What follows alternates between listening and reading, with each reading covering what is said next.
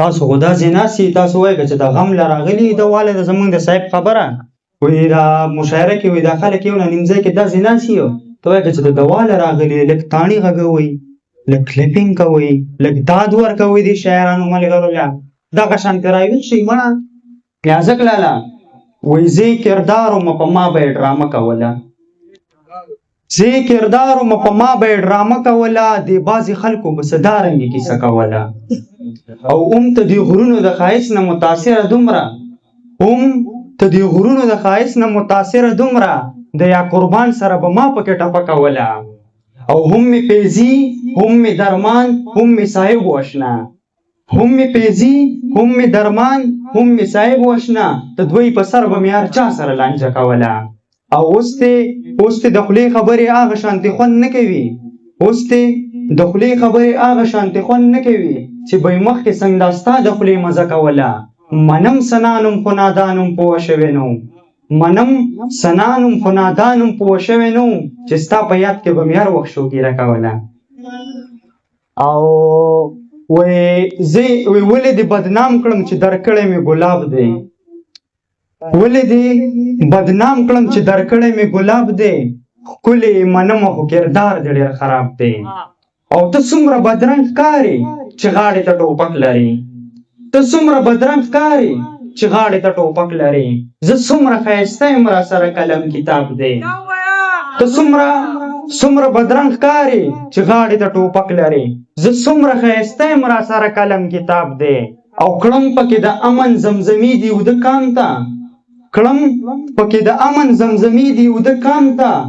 یو لاس کې ستار لرم او بل کې مې رباب دی او ما خو درنه وړوکې غوندې سوال د محبت کوو ما خو درنه وړوکې غوندې سوال د محبت کوو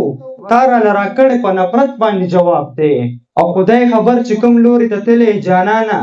خدای خبر چې کوم لوري ته تللی جانانه راشه سنان جان درپسې اوس هم لا خراب دی او منم فرهاد شوم خو د مینې ګنتري کار نه کوي او تر لاله منم فرهاد شوم خو د مینې ګنتري کار نه کوي چې د جانان په کاڼي زړه کې ولې لار نه کوي منم فرهاد شوم چې د مینې ګنتري کار نه کوي چې د جانان په کاڼي زړه کې ولې لار نه کوي او راځئ چې وباسو ته دې جابر د غاښو زهر راځئ چې وباسو ته دې جابر د غاښو زهر بیا تاسو ګورئ لکه ټک په د ښامار نه کوي او دلته هر څوک لکه منصور په انلخه ولاړ دي دلته هر څوک لکه منصور په انلخه ولاړ دي دلته هېڅوک ستا د جابر نظام نه ډار نه کوي او که مسلسل متدي غرونه جوړی تشې کړلې که مسلسل متدي غرونه جوړی تشې کړلې مرغۍ به لاړې شي او سیری به چینار نه کوي او سنان د وخت د اهمیت په قدر پوه شولو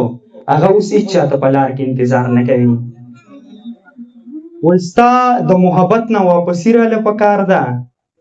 زه قیدي مرغۍ یم ازادي راله پکار ده چا چې د ژوندون په نیمه لاره کې پرېښودی یم زړه ورته راسپړم ضروري راله پکار ده مینه پکې نشته او نفرت پکې بلا بلا ښار نه چېرته ځم خو جدایي راله پکار ده غواړم چې د ځان سره مشغول شمه یارانو خوش ریګستان او تنهایي راله پکار ده تا پسې رنځور سنان به روغ شي دا منمه خو ستا د دیدنونو دوایي راله پکار ده او مرګې څه دی د بقا په لور سفر دی د دنیا ژوند په مثال د مسافر دی کاروان مومن صاحب مرګې څه دی د بقا په لور سفر دی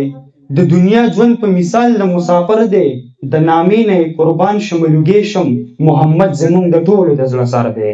د نامې نه قربان شم لوګې شم محمد زمونږ د ټولو د زړه سر دی د غرور الوت دې دومره بره مه کړه خان خبرو څه کمزوری دی وزر دی د غرور الوت دې دومره بره مه کړه خان خبرو څه کمزوری دی وزر دی او شین چمن دی لاس په لاس دواړه روان یو شین چمن دی لاس په لاس دواړه روان یو وینم خوب څه عجیبه شانتې منظر دی ستا سنان خو ستا فراق داسې بدل کو څنګه چې مخکې وغې نه هم بدتر دی ډېره مننه ډېره مننه سنان خان خوشحاله اوسئ